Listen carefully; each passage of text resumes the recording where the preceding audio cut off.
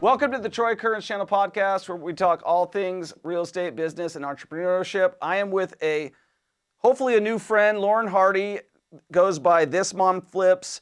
Lauren is from Cal State Fullerton. She's done a lot of flips. She's got 2.7K followers on YouTube. You've got a lot of women-inspired coaching going on, and you're in a male-dominated sport, and you're flipping houses, you're kicking ass at it. And tell our audience about, my audience is 60% male and 40% female, and it seems to be that way. I'm sure you've looked at your CFM and stuff like that and your analytics, but you're out there kicking butt. Tell us about yourself. Well, thank you, first of all, for having me on the show. I know we've been trying to do this for a while, and it's great finally be able to, film this episode.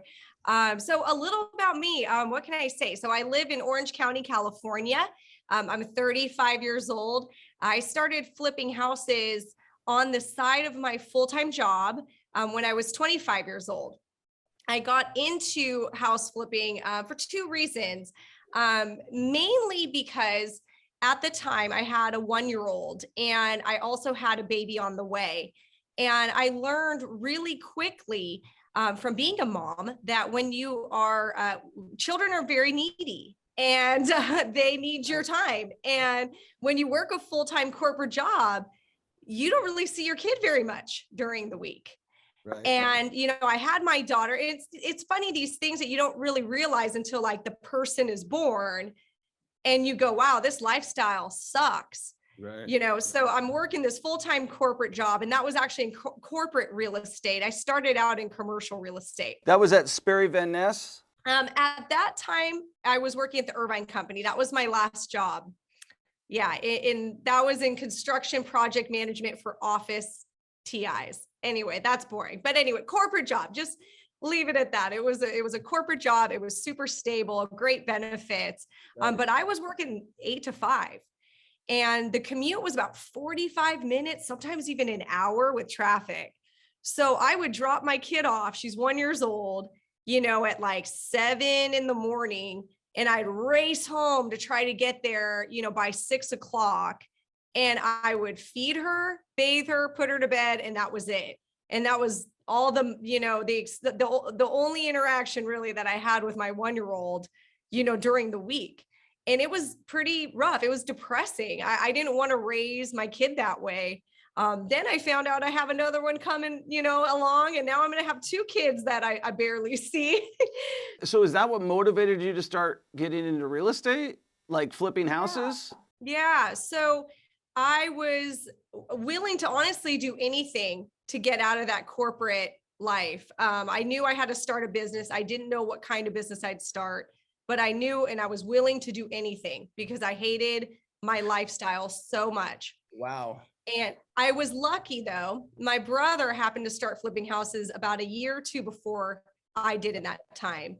It's contagious. And yeah, well, and I didn't really care I never really cared to pay attention to what my brother was up to or doing for work. Sounds like my sister. Yeah, I just, whatever. I never really paid attention to it really. And I was complaining while we were barbecuing. We used to barbecue on Sundays and drink margaritas. And I was just complaining, I hate my life. I hate my lifestyle. I never see my kid, and I said, I just need to do something where I work from home. I don't care what it is. I just need to work from home. And he said, why don't you try doing what I do? And I was like, well, what do you do? And so that's how I started in my house flipping journey. And how long had he been actively flipping at that point in time? Probably like 1.5 years, maybe 2 years. So he's fairly new in the game, but he's excited about it. He's trying to get you excited about it. And how quickly did you gravitate to just going all the way into that? Was that conversation like it? You're like, okay, I'm doing exactly what you're doing, or what happens next? About 1 week.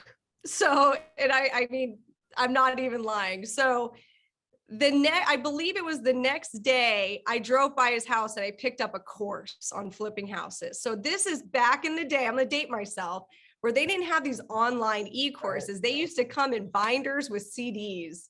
Right. So I had to drive to my brother's house. I couldn't just, steal his username and password. And so I picked up this course. He said, I've got a course. You should listen to it. It comes in CDs. So I picked up the course the next day. And that entire week on my commute, I did nothing but listen to this course on how to flip houses. So this is on your way to your job that you hate, and you're listening to a real estate course on CD to and from work to the job that you hate, to emphasize the point that, like, I'm going to quit this job and on my way to work. That's kind of funny. That's how I left a certain job. So I understand exactly where your head was at. Was there something at your career besides the fact, like, that you didn't like seeing your kids, that you didn't like about your job as well, that you were just like, because if you were like at the top of whatever that profession was, do you think that would be change where things went? Or was it just like, this is where I can see myself in the future and where it's going real quickly, and I just want to stop it now? There was one big event, and it actually wasn't at that job. It was the job before it. Okay. And this event that happened, I said to myself, I will never be in this situation ever again. I will always be in control of my happiness day to day with my career. And I will never have this happen again. So I actually decided I wanted to be an entrepreneur before this. Right. I just hadn't found the thing yet. And then I finally started really out loud talking to people. And that's when my brother said, you should flip houses. And then it was like, I found my thing. But I had started saying, I have to find something that I can do. I think I need to be an entrepreneur. And that event, it was the job before that. I had a really bad boss. Right. I had the worst. It was like the worst boss ever that just made you never want to have a boss ever again. Right. You're like, this guy's got complete control over me, or this gal, or this person, or whoever. It was a guy. Yeah. And, and you're like, I know more than them, possibly. I'm a harder working person than them, possibly. And then I've been fired from jobs where I, demonstrated my best. I've had bad bosses, good bosses. But at some point in time, if you're the type of person that doesn't like to be told what to do, and you are a hardworking person, the rubber's going to meet the road, and you're going to say enough's enough. And it sounds like between your having your children and realizing that emotional state of your life, and then getting a boss who you didn't get along with, or whatever is the situation, lined up with where you're at today. So where are you at today? Man, my journey really took me into a completely different direction than I ever would have really thought. So from when I started as a local house flipper, your just typical HGTV stuff in the Orange County, LA, Inland Empire area. That's all Southern California. Correct. Fast forward, about a decade later, I actually do all of my business virtually out of state. And the reason for that is because California, it's very, very hard to find a deal. It's really hard to get the margins that make sense, to flip in my area. And I was faced with that. That was really starting to become an issue around 2016 for me. Okay. I was able to write it out, for few years. And then about 2016, I really realized that there was a difference in how my friends that work these out of state markets, I was so well networked. I had all these friends in different states, that I met through masterminds and Facebook groups. Right. And there was such a difference between how hard they had to work to make the money they were making, and how hard I had to work in California to get a deal. To put this into context, they would have to maybe talk to 10 sellers to get one deal. In 2016, when they were utilizing maybe a direct mail or some kind of direct to seller, they would maybe have to make 10 offers to get one deal.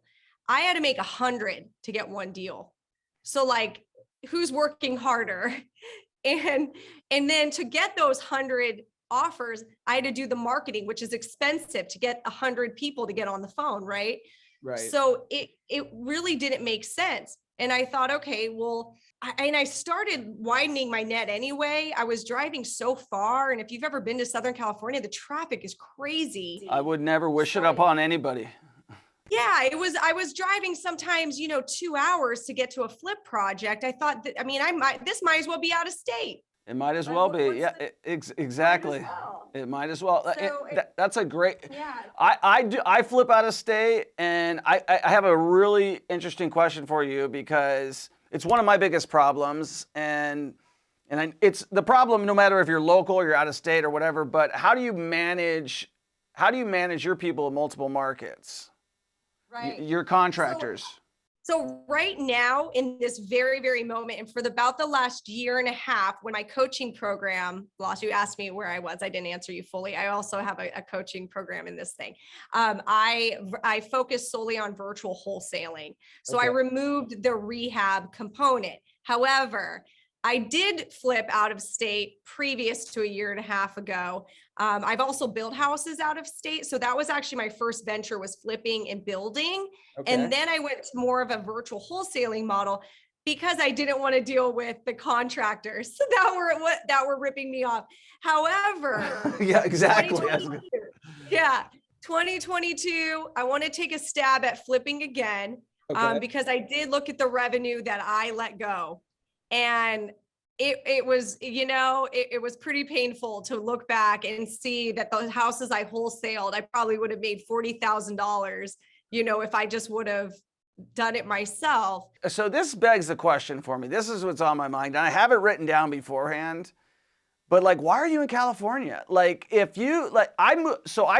in Las Vegas right now, but I literally had the same, we're traveling the same path here. I'm competing 100 to 1 in Vegas, and I'm cherry picking, and I don't have the traffic problems that you have, but we have a great labor force here and all that other things, and we have fast days on markets, but I'm looking at all these other guys in these other markets who are just bitten fat and happy. So I started buying and flipping in other markets, but I went all in on the Midwest, and I'm like, what? And I moved there. So what's keeping you in California? My kids and family, because I'm divorced. So yeah, I kind of, for custody reasons, I've got to stay. I can't take my kids out of the state. So if that wasn't the case, I probably would move. Yeah. Yeah, I honestly, I definitely think that there's amazing places to live and that don't come with the price tag of where I live. I live in a really cool place, but there's a lot of great places to live that I wouldn't have to pay quite as much. So yeah, you have to make it work. I mean, these are the cards I'm dealt. So I just had to make it work. So you've made it work. Awesome. So now because that's finding the deal is the hardest part of real estate. So you've identified that that's your best skill set. You've identified that you're going to be able to do it at a market. I'm willing to buy deals in all sorts of markets, and I would love to buy some from you if you're wholesaling them. So if we could do business that way, that's great. I don't know if you do the Midwest or Mississippi or any of the markets that I'm in, but we might be in some of the same markets, so we'll have to definitely chat about that. So you're in California, you're wholesaling, you're flipping in other markets. Are you doing anything in California at all anymore? Not right now. No, if I'm going to spend a marketing dollar, it's not going to go here. If I got a deal for free, I wouldn't turn it away, but. Right. So all your marketing's going in other places, but if there was a deal that you couldn't say no to, obviously you're there to make money. Sure. Now, is your brother still flipping? He was wholesaling.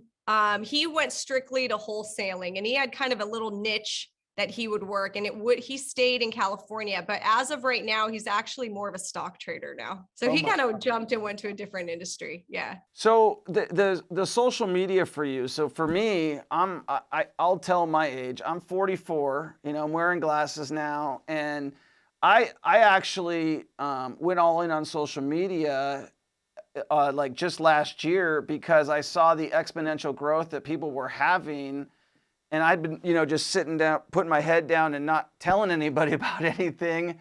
And I saw that a lot of people like yourself started to tell people, and I'm like, these people are inspirational. And I think that you are inspirational for a lot of women because you're doing and I'm not saying that women are not capable of doing this. I'm saying that if you look at all the metrics, it's dominated by men. I think you're one of the only female flippers that I have met, female wholesalers that I have met ever. Yeah. Or that didn't come with a husband and wife duo. That's right. Yeah. Because there's a lot of, duos for sure. My wife flips, but we're working on it together. Right. Right. She doesn't wholesale, but she does some flips with me and we do some flips together. She does some of her stuff on her own. We do our own stuff together. But, has that played a part into your success, negative or positive? People ask me that. I got that question actually, like at the doctor's office, funny enough, like last week, the doctor asked me, how do people take you seriously given your age and your gender? No offense. Oh, really? No offense. I'm like, are you allowed to ask questions like that in these days? But I don't care. I don't get offended, right? Right. I'm trying to find a way to explain it, but it's like when you don't even have that outlook or focus on it, you don't notice it. So I'm kind of deaf to that. I never thought I was different because I was a woman. I never, you could throw me in a room of men and I don't think I'm any different. I don't get intimidated. I don't know. I've always been able to work with men and talk their language, and a lot of men are like I have a lot of good friends that are men, and so I don't feel like, when you have that sort of victim mentality, then you keep finding these reasons that you're a victim. Like, I bet that's because I was a woman and that's why, I didn't get that opportunity. Right. Well, no, maybe I just didn't get that opportunity just because I didn't get that opportunity. So like, I don't default to my gender to use that as an excuse of the result of my outcome, if that makes sense. So yes, it does. I don't think that, it is, stopped me in any way being female. I really don't. I will say, I think there has been an opportunity. I don't know I don't want to say it the wrong way, but I did get an amazing opportunity to coach with Wholesaling Inc. And I think opportunities like that, they don't just fall out of the sky. But it was at a time where they didn't have any females on their panel. It was Brent Daniels, Cody Hoffine, Tom Kroll. They didn't have a female. They also didn't have a virtual coach. So it was a two-prong.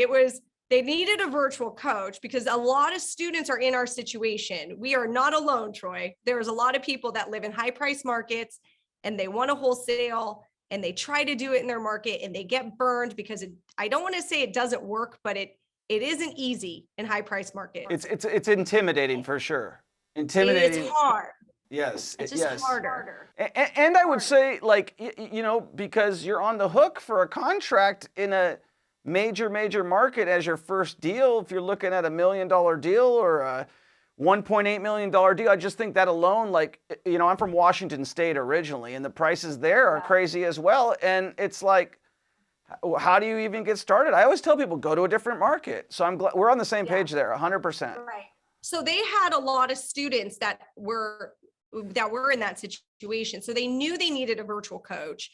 And then it was like a perk that I also happened to be female because they hadn't had a female. So it's like, oh, this is something different. They thought, what's funny, now this is the funny thing, is they thought that would attract more females into the industry, that I would somehow that my avatar, my customer, my main marketing avatar would then turn into being the women, the single moms, I would bring. No, not at all. My avatar is still, men between 25 and 35 years old. Right. That are men. I would say 75% of my followers and following is men. So it didn't really attract women like they thought it would, but that's okay. I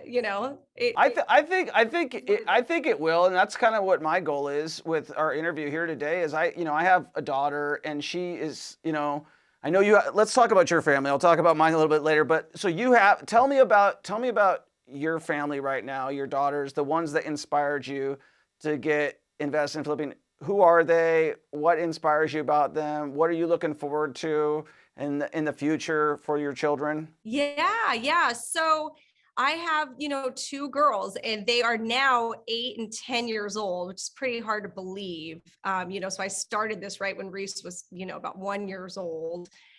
And gosh, right now, I mean, I got to tell you, when it was almost as if back, maybe 10 years ago, it was like there was this an instinct, a sixth sense that said, your life is going to get really freaking hard. So you better have more freedom during your day and flexibility, because shit's going to hit the fan in the next 10 years. And it did. I got divorced. My ex-husband, great guy, we're great co-parents, we get along really well. But left the goal. I had to let go of some golden handcuffs, to have that security of his W-2 income. I let that go. We got divorced, so that was pretty tough. And in the divorce, my fear was just, oh my gosh, I'm not going to see my kids every day. Right. So I managed, because I was self-employed, I said, wait, I'm going to pick them up every day from school. So they're going to see me every day. Even if they sleep over at dad's house, I'm going to pick them up after school. So they know that this is the base camp. They come home to mom's house every day after school, eat snacks there. Like, they have that regular place that they go. Okay. So that's like a really, really excellent point. So you're very big on routines, it sounds like. Mhm. I was going to ask you about your routine. It sounds like you're very, very, I'm guessing, organized and highly efficient. So I'm really excited because I'm not, and I'm surrounded by, my wife is, and that's why one of the reasons I married her, because I know but tell me about your routine. I'm really interested to hear about it. Yeah. I mean, to be, a single mom with juggling 2 kids, you definitely have to be very effective in your day. And a fun game I play with myself every day is, how can I be more effective? Like, I'm always trying to better this process of life, right? And this thing we call life and living.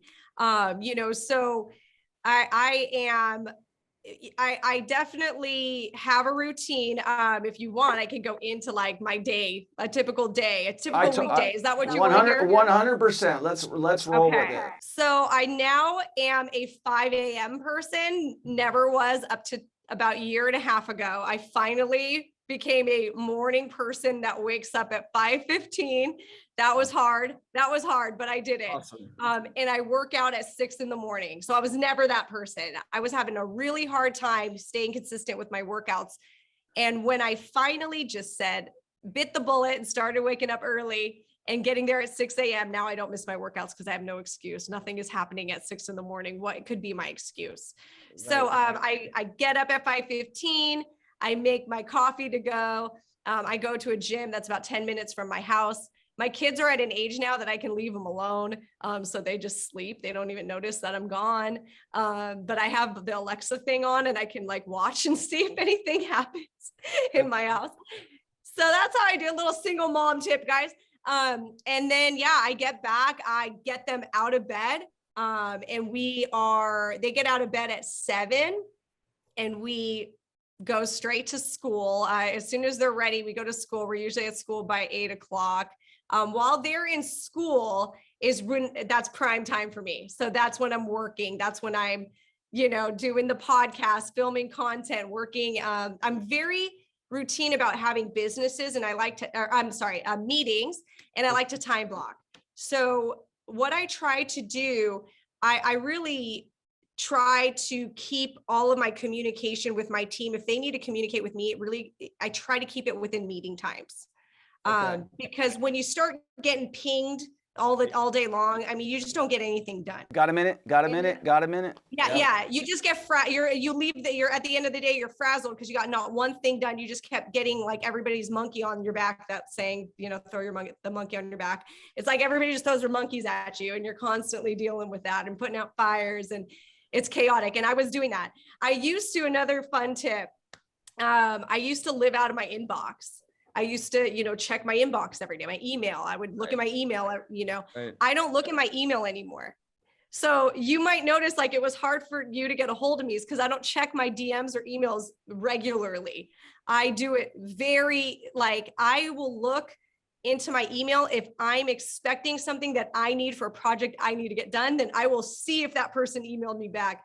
But I don't check my email looking for for other people's demands on my time. I don't allow. That is probably one of the smartest things I've heard somebody say. I don't think there's enough emphasis. Like, I struggle with this myself. I'm actually going through a Calendly whole time blocking thing right as we speak, because I, like you, I have to block off date night for my wife because otherwise she's going to get neglected. I have to block off golf time for myself. Otherwise I'm going to get neglected.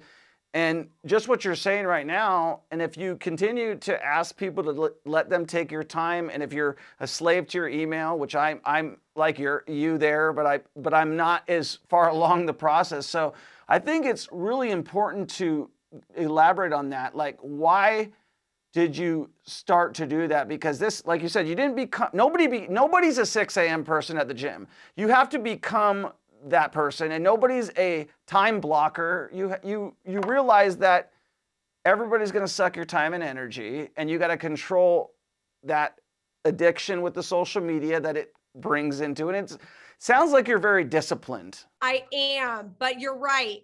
Something painful has to happen. I take time to reflect. So I call it thinking time. So pain happens. I reflect on my pain, and I get real clear about what's causing the pain. And then I come up with a solution. And I do this during thinking time. I do this probably every month. I write down what's working, what's not working. How can I fix what's not working? So social media, I love you that you brought that topic. I used to have Instagram on my phone, and I was a lot better at checking my DMs that way. I was also really good at just compulsively checking my Instagram for no reason at all. It's a tick. It's like a tick. It's a tick. It's like you literally, I'm on a red light. I'm checking my Instagram. Like, why am I doing this? Like, this is crazy.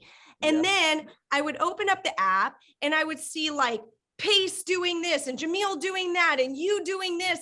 And I would go, oh my God, I need to do that for work. You know what? That's a good post. I need to do that. Or, oh God, I'm not doing enough. How come I haven't closed 56 deals this month? Oh God, it would give me so much anxiety. It would make me think about work. It was constantly. So the first thing I did is I started muting all of my real estate friends, no offense, but I muted everyone. I was mute. I just want my Instagram to be puppy photos and makeup and workout fitness influencers. I don't want any real estate influencers. So I started muting it. Well, that doesn't work because I still opened up the app at stop signs compulsively. Yeah. And then I was, you check your DMs and then you're starting to get in the rabbit hole of answering DMs. I did a what's working, what's not. And I was I am wasting so much time on this app and it is giving me anxiety. It just gives me anxiety. It makes me think I'm not working, I'm not doing enough. So I deleted Instagram off my phone. So if I post on Instagram now, I send it to my social media manager. She has to post it for me. And then I check Instagram every few days on the computer. And so that's why, again, you and me had a hard time connecting because you would always DM me and I was checking it once a week. Well, it's on. So let me tell you about that. So for me, I'm the same way. In fact, I tried to not even do that the first time because I knew that it would suck me in.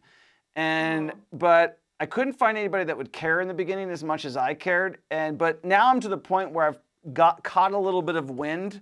In the beginning, I couldn't catch any growth, right? So I'm having to mine it like it's my first whatever, right? Because I'm trying to go all in and grow it. And then you realize all the people that are going to suck your time, all the people that where do I start? What do I do? How do I get going? And you're you know what? I'm not making any money off of this. I'm not selling any courses to anybody right now. I'm going to eventually produce that, but that's what my wife told me. She's you're not working on what's important right now. Produce your course. Because she's this is all for nothing. And I think that you have identified that early. I got lucky. I was never going to be an influencer. I never had that plan. If you look at my Instagram from 2019, it's funny dog photo, pictures of my kid. And then all of a sudden it's like, she hosts a podcast. So I'm a little unique in that I never wanted to be in education. It was never a thought or a goal or anything like that. It just happened. Honestly, it was a conversation with Brent Daniels, who's a friend of mine. He said, you'd be so great at this. And we need a virtual coach. You're the only person I know that's doing it, and you'd be so good at it. Why not? And it just, the next thing you knew, I produced a course. I had to make a course, and so that's why I started with the course. So if anything, I think I'm behind on the social media. So I've got like the whole course in managing a coaching program and understanding how students think and work. And I'm glad I got that project done at least. You're making me thankful about that. But if anything, I would say the social media part is where I could use some help for sure. Well, it's like my buddy Josh Galindo in Vegas said, and I think it's, he goes, where your focus goes, grows, right? And so, like, I felt like I had to figure out the social media to hire the expert, right? So now I have the ad out there. I'm trying to get out of it. You're going to see like less postings of me doing, no more stories of me, like whatever I feel like doing that. Just like you said, it's going to be well more thought out, less reactive and impulsive. And I think that you put the best part first, which is the education. And, that's important, and you can always come back to the social media. But if you don't have a product to even sell, which I don't right now because I've been immersed in growing my audience, and I think you made the right play. If somebody wanted to buy your course, how would they buy it from you, and where would they go? Go to www.virtualinvestingmastery.com. That will lead you right to my course. But I do have some free stuff if you just want to get familiar with a mini course I've got laurenhardyco.com. I've got some freebies on there if you just want to kind of get familiar with my product and who I'm about. Sweet. So, and that's what got you started, is listening to another program. That's what got me started, was listening to another program. And then it's contagious because of the amount. Now let's talk about, so where do you see yourself? You have your children, you're living in California, they're growing up quickly. I have two 28-year-olds, so I know the story you're in right now. I feel like I'm in it with you. Where do you see yourself in the next 5 years, 10 years, this next year? What does life look like for you? So, the next year I said, I don't really want to grow my business. I want to make more money with my current business. So my goal to myself is I don't want to raise my expenses to grow my business. I want to be more efficient, raise my profit margins, maybe do bigger deals. I'm trying to get into commercial. So maybe multifamily or trailer parks, some kind of multi-tenant commercial. My goal is to have one of those deals, a syndication of a multi-tenant commercial building, done this year. So that's like my 1 year goal, is to kind of break into the bigger deals. I want to get back into flipping because it's something I did before. And I now learned from my mistakes from when I, when I gave up on it virtually. I learned a thing or two. I said, if I were ever going to do it again, these are the things I would have put in place, and none of these issues would have came up. What were they? Yeah. So when what are they? What are they? The big thing that we needed was a neutral third-party project manager. And it couldn't be me because I don't have the time. So it was me at the time, and I wasn't doing a good job. So I did find someone, is my boyfriend, who already has a construction background. So he is going to be the project manager who manages the GCs from a distance. The issue with me when I was flipping from a distance was the GC would do really good on the first project, and then they would, kind of the next one, it was the second project and third project, and then they would, start ripping me off and not completing, during, not completing in a timely manner, not really doing what they say they're going to do. But if I had a project manager that was like, well, then I'm not going to issue my next payment to you until I see a photo and a video of what happened. I also want to have our runners, I call them runners, in my local territories, come by and verify that progress has been made. I'll even have a realtor be like that third eye, to verify. So, that progress is being made, like maybe scheduling that the realtor has to come maybe 4 times during the process, to just verify in person, touch it, feel it, this is going, the way it should be. So that was really the big issue with me, was just project management. You've identified exactly what's going to happen unless you have like a really strong, like in Mississippi, I have a contractor who I've been working with for like 10 years. And so I don't need to be there because I trust him and he gets the job done, right? And no matter what. But, in Kansas City, when I went in, I bought a ton of houses out there, and same type of deal happened to me. The guys don't do it. It's same every market, right? That's the same symptom, same whatever, every market. And you just have to keep the money in front of them, right? You got to keep the money in front of them because human nature, you're out of state and I need money and you've got it and you're the easiest source. And that people underestimate that the hardest part of flipping, besides finding a deal, is construction and finding capable guys that are going to finish a job. And once you find those guys, you don't ever let them go and you treat them great and you keep the work in front of them. And it's one of the things I was going to suggest for you if you do start doing it again that I stole from my realtor actually out in Kansas City is just an app called Pause Cam, which allows you to basically take a super long video in a very short condensed period of time. I manage all of my stuff through WhatsApp and whatnot on, like for draw schedules and stuff because I'm always bouncing around the globe, right? But we use it on a pause cam and we have a field rep and now he approves it or doesn't approve it versus me anymore, right? But same type of thing. I had to go down there and train that person. You have to have someone who's there and then you can say, hey, now, because it's not the highest and best use of our time managing contractors who lie and tell you a bunch of stuff that, and plus you're a little bit emotionally invested when there's not that barrier of whomever, whether it's your wife, whether it's your husband, whether it's your boyfriend, whether it's an employee, somebody who's just showing you the facts and you're making the decision based on those facts. Yeah. So that's all. I mean, I did, I had moments of when I was building virtually, I ended up being like friends with the builder, the general contractor. So like he did a great job. It was fine. It was like the easy process. Didn't have an issue with it. When I was local, I found that, great contractor, that it was like magical. Like I could just give him the keys.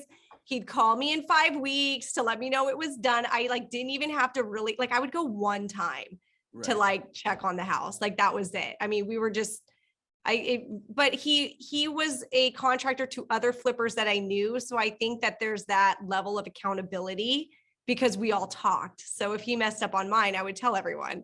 So, it was magical. It was so easy. And then I went, then I tried, okay, well, let's flip, and let's give it a go and let's try. And I would get those rotten egg. I'd land on the rotten eggs, I'd land on those bad contractors that would go, oh my gosh, what was the point? I could have wholesaled this and made more money. Why did I even do that? And it was all project management. And I didn't have the time to be that diligent about it. So I fired myself and, I think I'll do it better next time. But, to ask you, you did ask my goals. So that's my first goal, is to get back to making more money out of my current business. I went to a really, really great event. I recommend to anyone. It was called the 4 Day Mba by Keith Cunningham. And it's a room, there was probably 1,000 people, all entrepreneurs, anywhere from, making no money to, $50 million companies in that room. So it's not all newbies and it's not all real estate. In fact, there was no one I met that flipped houses. I mean, it was all different businesses. So you learn, it's cool, to network with people that are in different industries. Where was that at? It's in Austin. So Keith Cunningham is the author of the Road Less Stupid. So it's an amazing book. If you guys just Google or look up on YouTube, Keith Cunningham, he has some good presentations. He's an amazing presenter. And he said, instead of thinking I need to grow my business so I can make more money, you need to think, how do I make more money out of my current business? The biggest mistake entrepreneurs make is they try to grow their business to make more money. By growing it, they mean that they add on expenses. They get new marketing campaigns, they dump more money in marketing, they hire more employees. And all that does is it causes more problems. And then they end up often losing money and making less money than they did before when they were smaller. Right. So you got to listen to smart people who, and these, I'm going to check it out. There's another one that's coming up that you may be interested. It is a real estate heavy one. It's the Summit at the Sea. It's actually a cruise. It's been not happening because of COVID for the last 2 years. And it's like guys like Robert Kiyosaki, Tom Wheelwright. It's put on by the guys who have the Real Estate Guys podcast. I'm not sure if you're familiar with them, but they've had a couple conferences as well. I think it would be a good one. I'm definitely going to check out the Four Day Mba by Keith Kenningham. I'm 4 Day Mba. The 4 Day. Okay, good. Let me read my writing better. So now let me ask you, the syndication deal is something that I have never done. I bought several multifamily properties with my own money, and the syndication deal is intimidating because you have to structure it. You're playing with other people's money.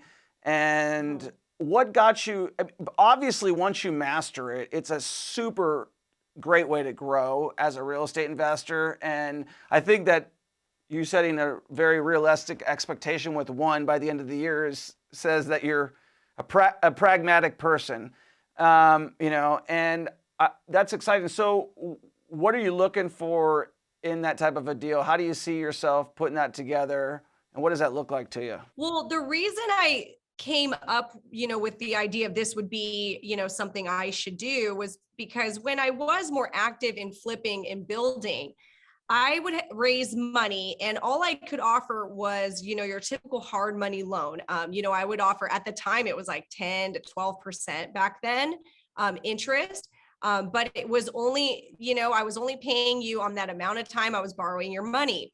And I was running out of projects. So I ended up with a situation where I had more money than I had projects. I had people, they kept finding more money. They kept, I would get someone interested or someone would approach me, a friend, a family member. Oh, I heard what, I see what you're doing. I kind of, maybe can I invest in you or with you? I've got some extra money.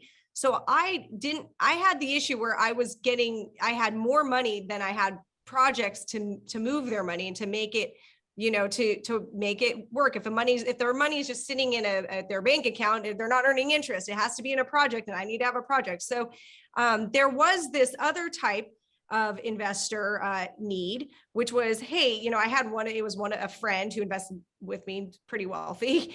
He says, listen, I would take less interest if you could just lock it up for a while. And I'm like, okay, and I told him like, how much do you have? Like, and he said, I've got like $1 million. Like, I will just give you, like, you just need to lock it up for a while. And I'm like, okay, well, the only way to do that is with buy and holds. And $1 million, like, here's the thing with single family rentals, they're really hard to scale. It's when you're picking up these little rentals. I know there's a lot of people that do it. They follow maybe the Burr method and like they do it. But in my experience in wholesaling single family homes that are these homes that make great rentals, like it's hard to scale. That's, if I could get a 50 unit apartment building and do it in one transaction where they're all together and get one manager on it and they're all in the same spot, or I can do 50 little individual units. And what do you think is going to be the easier one to do the construction and manage and, long term, right? It's going to be the apartment. So that's why I decided to go for the bigger projects, for the commercial deals, is because I had more money than I had projects to work on. So yeah, that's what was your other question? You asked me why, and then I forgot what you had said. I got on a tangent. Yeah, that's okay. So like I was just saying, why are you picking the commercial, and then what sector? Like you mentioned multifamily, but there's a lot of different sectors in there. There's storage, there's multifamily, there's office, there's all these apartments that are motels that might not make it because of COVID. Like there's going to be amazing opportunities out there. You're definitely a smart young lady that's going to inspire a lot of people to get. I mean, definitely from listening to you right now, I could tell that, like, I hope my sisters listen to you, because they've asked me to invest. They've asked me for my help before, and sometimes somebody with a different message, that it can inspire someone to get outside their comfort zone, so to speak. And my biggest question is, like, besides, what kind of section do you want to do in terms of retail, office, whatever category? And then where does it go from there? Okay, so this is a good piece of advice that I got. So whenever you're going to try something new that's a little scary and intimidating, so in a part like a commercial syndication where you are, putting a $5 million, deal together, right? It's pretty intimidating when you're used to just wholesaling, $100,000 houses. My flips were more. I was in the $500,000 range, maybe back then. Big difference, right? It's pretty intimidating. I'd be lying to you if I didn't tell you that it is scary. I mean, this goal is, to me, very big and audacious, even though maybe to someone else it's not. To me, I set the goal. I just want to do one deal at first. I would love for it to be in the $5 million range and more. But if I can't find that property, I'm going to open up. I will be okay with something less. The recommendation that I received, I'm taking this really seriously, is you start with what you're most comfortable with. So that goes for the market. That also goes for the product type. So am I interested in other product types like office, retail? Hotels actually really interest me. Yes. And I do have experience in it from, 10 years ago, because that was my first job out of college, was in commercial. So I actually have a lot of experience with industrial properties, in office and retail. But I've been out of that business for 10 years. What I am most comfortable with is living, places you live, apartments, trailer parks, So for me to do this big audacious goal, I need to focus on something I'm most comfortable with. Otherwise, I'm not going to do it. I'm going to mentally find ways to not do it, not make that goal happen. So I'm making sure that, for my first one, I do something that seems manageable to me and less intimidating. So my first one will probably be in some kind of either apartment or like mobile home park, something like that. That's where my first go-to. You got a lot of wisdom out there. I appreciate you sharing it. If you're listening to Lauren Hardy, This Mom Flips, please make sure that you give us a 5-star review, share this video with a friend, make sure you subscribe to her social, which she's not checking on the weekly. Make sure you check out her courses and everything like that. And listen, I want you to give whoever's listening right now, like, give them some words of encouragement to get out of their 9-to-5, because I would imagine that the reason that you're excited about and the reason that you're sharing about what we're talking about right now, and you're willing to talk to me, who's a total stranger up until this point to you, is because you're excited and passionate about what you are doing and how it's changed your life and how you believe it can affect and change so many other people's lives. And there's a lot of people who are constantly watching in the background. They're waiting for that pain point. They're waiting for that boss to hit them. It's going in their what is called the soundtrack in their mind. What words of wisdom would you leave them with? Everything is hard at first. So in the last 10 years, that I've been a self-employed, entrepreneur, everything I've done was hard and intimidating at first. Flipping one condo in Laguna Niguel was the scariest thing I'd ever done. It was like, you'd think I was going to fight a saber-toothed tiger. Like, everything was hard at first. Doing my first deal was so scary, so intimidating. Doing my fourth deal, I remember doing where I had multiple deals at one time. So not just one, but then going to where you had 4 going on at once, and you were borrowing money, other people's money to do that. That was scary. Asking people for money, that was scary. Putting a course together and filming YouTube videos was the most unnatural thing for me. I felt like a complete fool. I was like, oh my God, I'm seriously talking to my computer. Like, I'm alone in a room and I'm talking to my computer. I feel so dumb right now. I feel so dumb. Right. It took forever to get past that. And now it's like easy because I've done it so much. It's so easy, right? So just remember, like, it's easy. You're thinking, oh, well, it must be easy for her. Like, she makes it sound so easy, but no, everything was hard. It's just, you got to chip away at it and keep doing it. And then it becomes easy. So Right. that's what I'm gonna leave you off with. Yeah, I think that's outstanding advice. Like the harder it is in the beginning, the easier it becomes with practice and with time and with effort and with sticking to your goals and following through. But the first thing that I always tell people is you got to start. If you don't ever start, you won't ever know. And you started, and now you're rocking and rolling. And I think that if you're listening to Lauren Hardy, you definitely need to give her a follow on This Mom Flips. You definitely need to go check out her program. She's quit her 9 to 5. She's raising 2 children in California, and she's selling courses. She's selling real estate all over the country. And I guess we're fortunate to have you for sure. And I just would tell you that, like, if anybody's out there and they're thinking, like you said in the beginning, I'm a female, all the males are doing it. She's not. She's out there doing it with everybody else. Or if you've got an excuse, you know what? My leg doesn't work. There's a million excuses that you can write yourself. And I think that your story is very inspirational. And it's probably a lot of people's story right now of they're working their 9 to 5. They're not totally happy with their job. They might be making a good living, but they're maybe not happy. And then when something happens that changes them, they're going to hear this podcast right here, and they're going to get inspired to make a change. So I appreciate you coming on the show today. I appreciate your time. Thank you so much. And when you're in town, if you ever come to the Midwest in Kansas City, I'd love to have you. If you ever want to go stay at our Airbnb in New Orleans, it's on me. We have one there. If you ever need to get out of town, 100%. Awesome. Well, thank you so much. Hopefully I was able to give you guys some nuggets that you could take away, out of this. I think that's the most important thing to me, is that with any podcast I do, that I gave you some practical advice that you could apply to your life today. So hopefully I performed and did that. So thank you for having me. I totally appreciate you coming on and sharing everything. You're very inspirational. I think you're going to accomplish all of your goals, and I'm looking forward to getting an update on the $5 million property, wherever it is. Yeah, right. Hopefully I'm giving him like 2022 goal. I got to do it. You'll get it done. I hope so. All right. Well, Lauren, I appreciate you. I will make sure I get everything. Thank you so much for your time, and I'll talk to you soon. Of course. Good to meet you. Bye.